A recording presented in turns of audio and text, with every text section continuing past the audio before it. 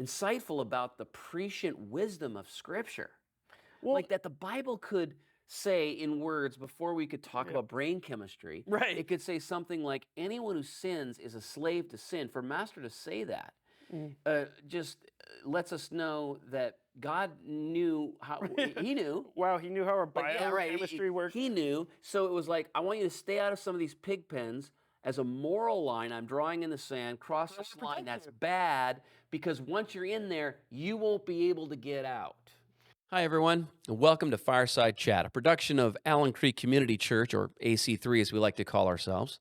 In today's discussion, we want to dive deeply into a topic of concern for disciples of Jesus or for those who are investigating faith in Christ, so we can chart a path of faithfulness in a world of uncertainty.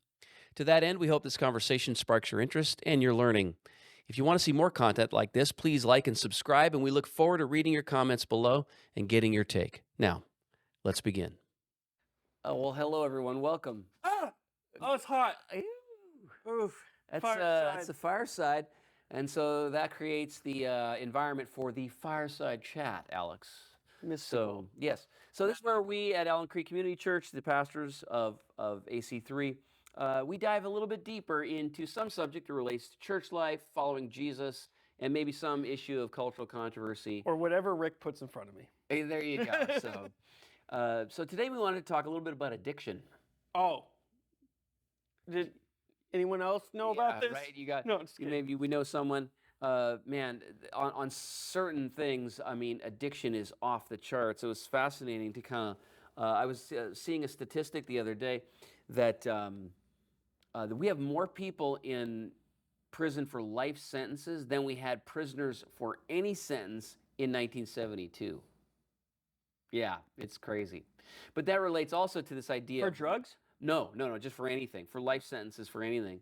So it just relates to this issue of incarceration and do we see incarceration as some sort of what's it for? You know, have we maybe lost our way as far as what's it for? But this article I wanted you to talk about a little bit Yeah. because here's an article. Michael Schellenberg is sort of a libertarian commentator that I listen to every once in a while, and he interviews a Stanford University professor and addiction expert on what works to get addicts free. Mm. And so Stanford. what's fascinating about this is that he kind of comes to a very old school conclusion about what works versus what doesn't work. So first of all, let's set the landscape. The number of Americans who die every year from illicit drugs skyrocketed from under 20,000 in the year 2000 to 108,000 last year. It's wild. It's crazy when you think about that. 108,000 people died from illicit drug use. And I don't want people to die.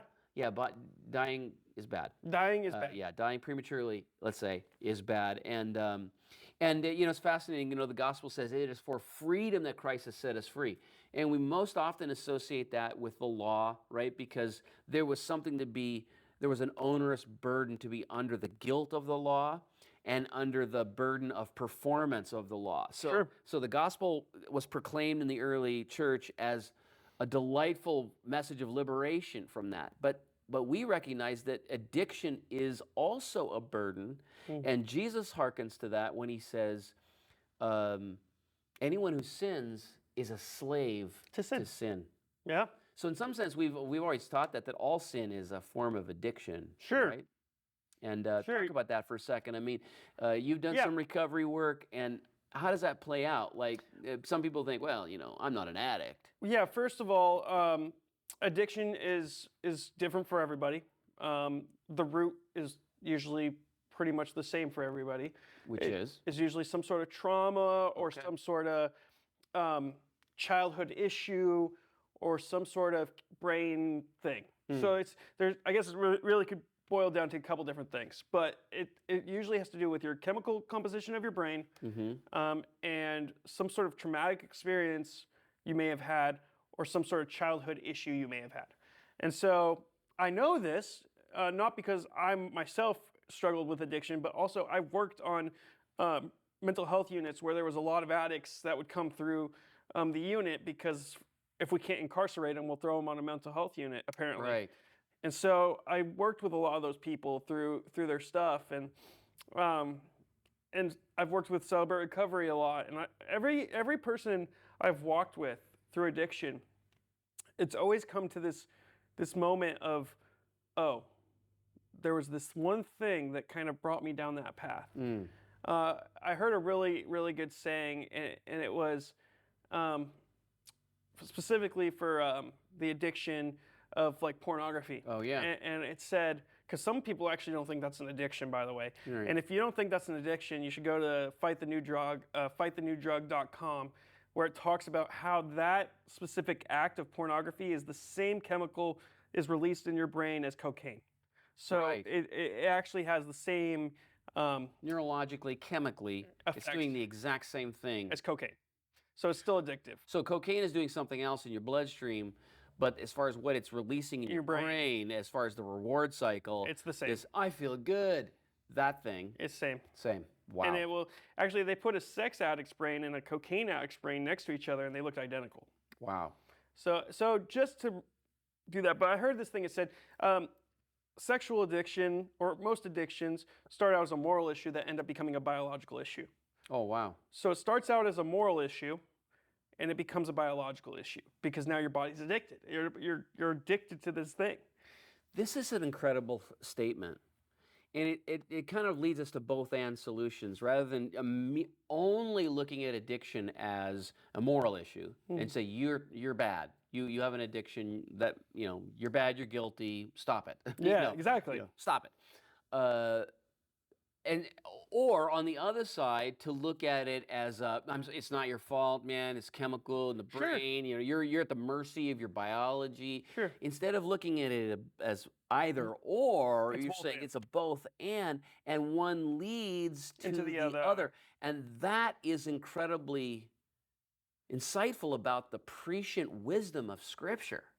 Well, Like that the Bible could say in words before we could talk about brain chemistry. Right. It could say something like, anyone who sins is a slave to sin. For Master to say that just lets us know that God knew how, he knew. wow, he knew how our But yeah, right. biochemistry worked. He knew. So it was like, I want you to stay out of some of these pig pens as a moral line. I'm drawing in the sand, cross So this I'm line. That's protecting bad because once you're in there, you won't be able to get out. Or at least it'll be very, very hard for you to get out because now your biology will be kicking in. And now, well, and we could add a third element, which would be your moral decisions, your biology, and we could probably add spiritual agency, Alex, to the mix.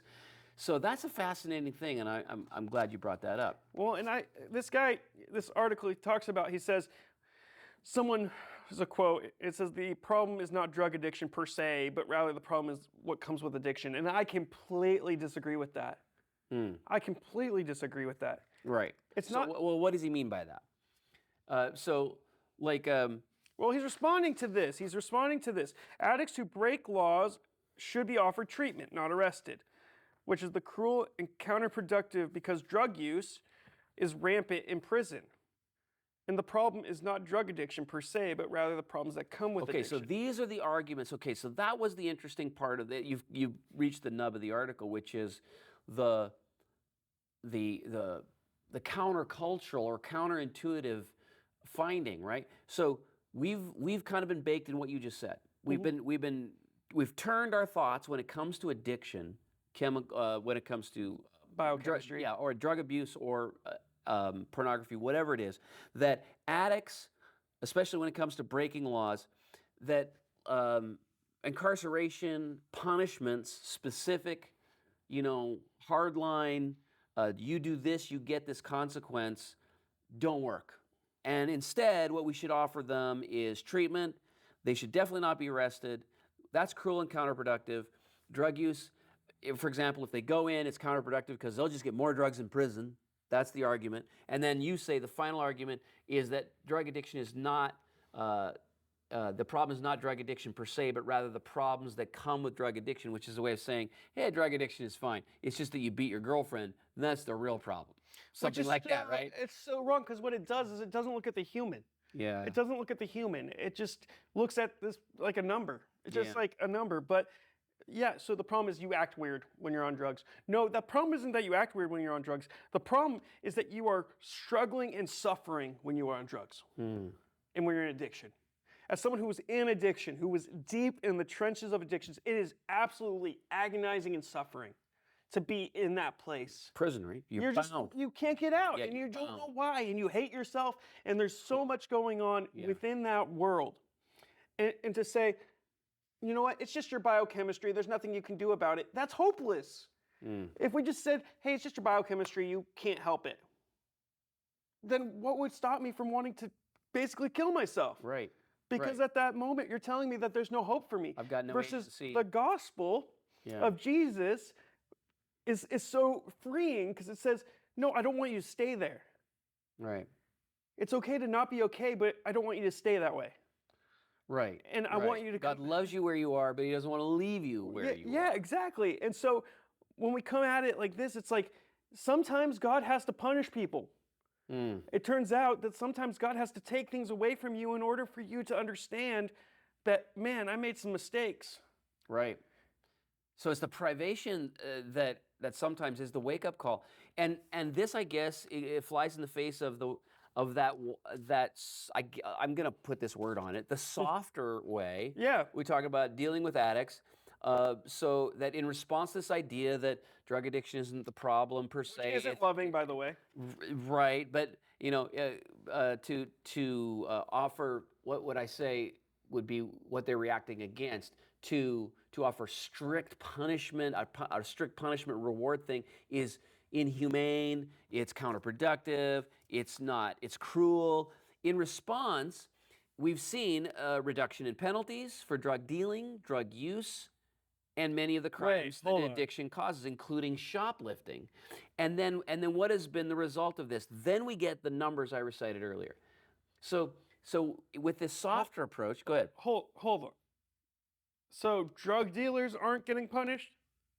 Well, what they're saying is the punishments have been radically reduced because of this change in philosophical approach. So my understanding, just trying to Yeah. wrap my head around this, like I've read this article, but I'm just kind of, for you guys' sake, this is where my mind went.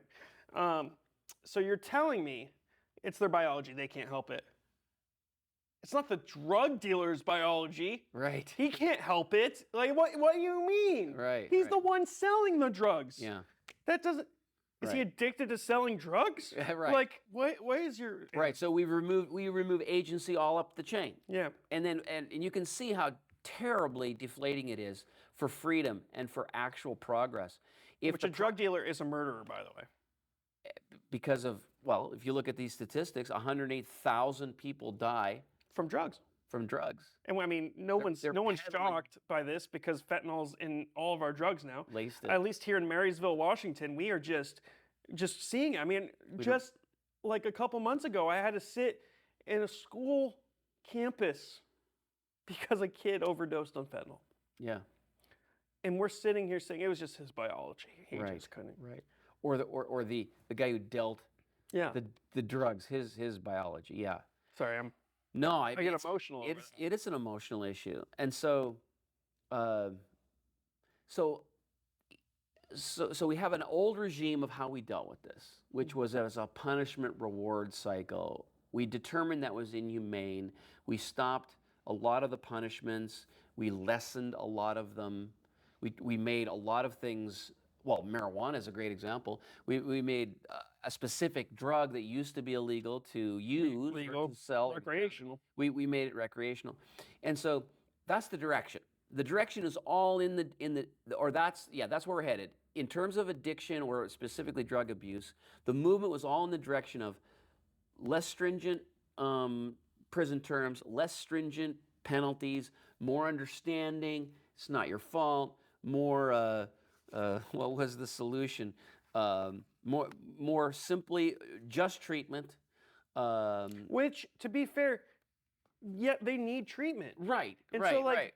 so my argument. It was like, but we switched entirely from we missed one out. thing to another, missing out that the human animal is motivated by the reward punishment cycle. In fact, that's what causes addiction, right? Is we are so ready to chase the reward cycle in the brain that we're willing to do self-destructive things. Yeah, I want that feeling that my brain rewards me. I don't know if you've heard of the Huberman Lab.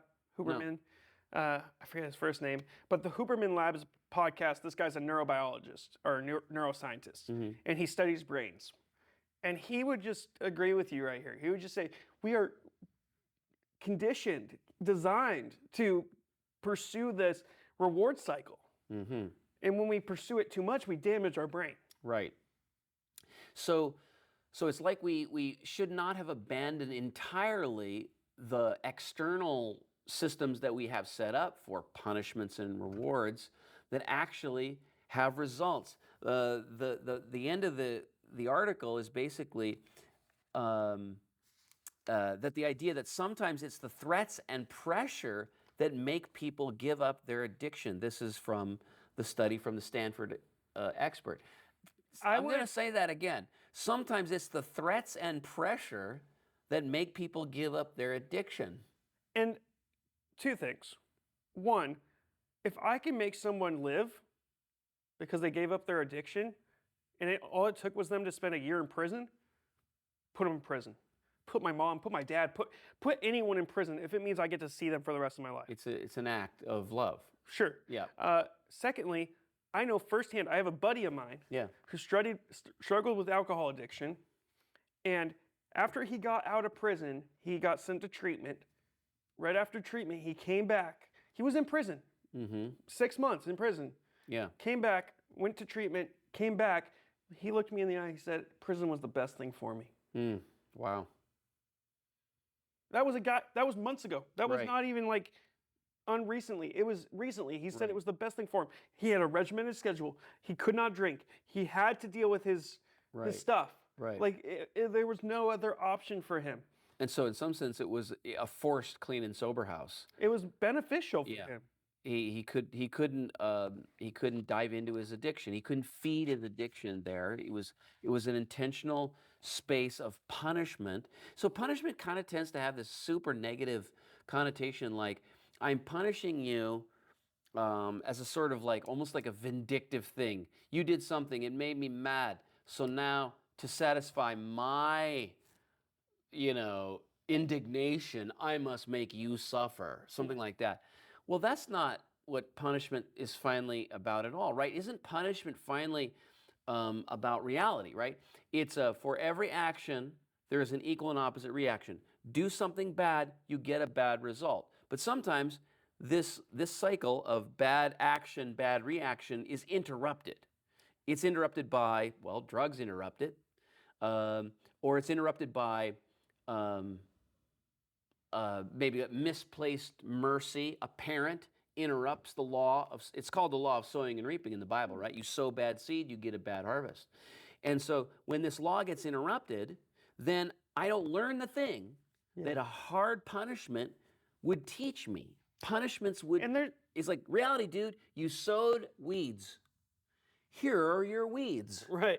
So, and it's like, I don't want weeds. Okay. And here's the thing. Yeah, they need treatment.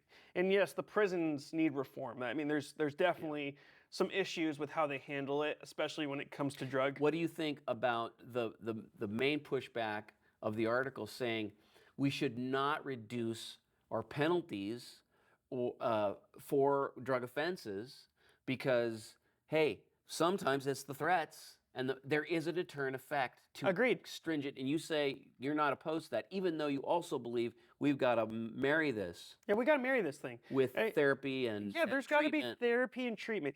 Like I said at the very beginning, there is a core issue in every addict in their heart, and that issue is typically Jesus. Like they need Jesus. Yes, but it also goes deeper than goes to the core where Jesus can help us get there, and it's usually some sort of childhood issue, some sort of mental health issue, or traumatic experience. I sent this to you. You asked me to respond to this, and one of the things I said is this: if we value human life, we should incarcerate people and put external pressures for many reasons. One, it helps them see a sober life again. Some of them don't even remember what living sober looks like. Right. Right. My buddy, he's like, man, I forgot what it was like to be sober. Yep. And it's amazing. Yep. So helps them live a sober life again. 2, it makes them not want to experience prison again. We shouldn't make prison cushy. Right. I heard they get Netflix and Hulu. I don't even get Netflix and Hulu. Right. Like, you're on a budget, man. I'm on a budget. Like, we shouldn't make it a cushy experience for them. Right. Like, right. it should be hard. Again, it's reality therapy, right? Yeah. It's like you sowed bad seed to give you a cushy 3 squares and a cot in prison and have all the accoutrements. Well, the only thing you're missing, of course, is freedom there, but you're getting all the amenities of modern life. And so I think it's missing the punitive element that is the teaching element. Well, and I think they should. I think they should get teaching on their addiction. I think they should get therapy for their addiction. It should be an inpatient program, essentially. But it should not be cushy, and it should make them not want to come back. Right, right, And that's the thing. My third thing is it keeps them alive. right. If I have a guy that comes into this church and he's just blown out of his mind. He's just on meth. He's just high. He's throwing things. He's punching things. I'm not going to say, hey, here's some more meth. Yeah. That's not going to help him because he's going to overdose and die. Right. What's going to help him is, hey, let's get it to a prison where you can't hurt anyone else. Right. You can't hurt yourself. And then let's get you some help. Right. Like, and the issue is I've read a book, and it was by a psychiatrist who talked about, it was the prison in New York, Rikers Island. And she was talking about how the psychiatric ward there was really sad. Like that they didn't have a lot of amenities. They didn't have a lot of ways to treat their patients. And so my argument, let's boost up the psychiatric care in the prison. Let's get rid of Hulu. And let's boost up the psychiatric care in the prison. Right. And then let's keep these punishments longer if we need to. Right. Because if it means that this person on the street is going to be kept alive and is going to be able to live a fruitful life after this, Right. I'm for it. It may be the only way that they stay alive or also have a chance to break from the input of the drug. Yeah, and they have a second chance. Yeah. And I met people who did better in the big house than outside. I mean, somebody came to me recently. They had served a term for drug addiction and the consequences of it and selling. And they got clean and sober. They met Jesus in prison. They started reading all of C.S. Lewis' library. Wow. And they got out and they were like high as a kite in the right way, the right high. Okay. Yeah, sorry, wrong context to use the phrase high. They were elated. Let's say that. They were elated in Jesus. They came into community. The people loved them. People rallied, especially in the church. They rallied to give them a job, to invite them in a small group. And it was like, this is so great. Well, the problem was freedom. And because they didn't make a clean break with all of the other friends that they were associated with, they crept back in and they had too much freedom. They didn't know how to handle themselves. And so in some sense, prison did the discipline for them. And because they hadn't taken up the tools of that disciplined life, they went back, and they went back to using. I have high hopes that they're going to find their way clean and sober again. But it was like the jolt was, I'm clean and sober, I'm free, this is elating. And then at the same time, this is so much freedom. I don't know how to handle it. And I would prison gave it artificial controls for them. And I would also say, like, we have Celebrate Recovery here at our church. And if you show up to Celebrate Recovery and you say, yeah, I'm using, we're not going to send you to prison for that. Yeah, right. Like, that's not what we're saying. We don't have the authority to do we're not going to call the cops on you. Yeah. Like, that's not what we're here just saying. If crimes are committed, should there always be a lessening or a commuting of those sentences? And we're saying no. Sometimes if you shoplift, there's a consequence for that. Yeah. If you punch me in the face, if you're selling drugs, which we know can be lethal, 108,000 people. If you're selling drugs, I need to pray. Yeah. Because there's just, why? I mean, I get it. I've fallen on hard times before. Yeah. I've wondered if I could pay my kid, like get my kids food. I get it. But this isn't the answer, guys. Right. Killing people is not the answer. Forcing them into a life of suffering, and one of the things I say often, Rick, and you've stole it from me before, is that sin splashes, right? Yeah. And if we're going to categorize addiction as sin, it doesn't just impact the individual, it impacts everyone around them. And we know this. We've seen this in movies, right? Yeah. We see the guy, the younger son who's addicted, and he's ravaging his mom's jewelry box, and he grabs the jewelry to go sell it so he can get drugs. Or we've seen the lady who sells her body so she can get drugs. We've seen this. Addiction ravages lives. Yes. And it doesn't just ravage their life, it ravages everyone's life. Yeah. And I think that if we can take a perspective and if we value human life, which I think the person who says, let's lessen the sentence, I think they value human life. I think they honestly believe that this is a better option for them. And I'm with you. I value human life as well. I care deeply for humans. I care deeply for people. I care so deeply that I see them as image bearers of God who loves us. Yep. And I love them so much that I'm willing to say if it takes them a year or two in prison for them to get back on track. And we should not shy away from that. So there's a reason for me, there's a book in me on this. There's a reason why Sinai comes before Calvary. These two mountains. The Bible's defined by two mountains. Yep. And the reason why Sinai comes before Calvary is because the law comes before grace. And the law was set in charge as a tutor to chase us to the cross. And if we continually remove consequences, and this, by the way, doesn't just apply, guys, it applies to parenting, your children, but it also applies to us when we're in addiction or how we deal with people who are in our lives who are addicts. If we continue to remove consequence, which is the law is do this bad action, get this bad result. That is the law. That's it's more than half of your Bible is basically that one message.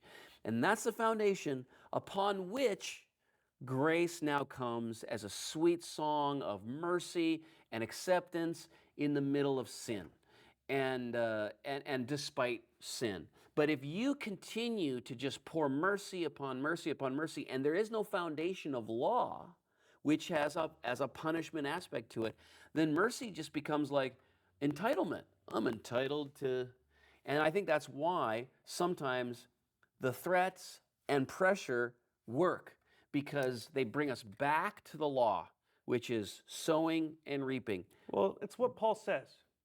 Should we go on sinning so grace may abound? And by no means. Exactly. And what he also says in another letter, make no mistake, God is not mocked. A man reaps what he sows. And if we interrupt the law of sowing and reaping, because I keep planting weeds and you keep giving me corn. Here, Rick, here's some corn. And I go, see, it's good to plant weeds.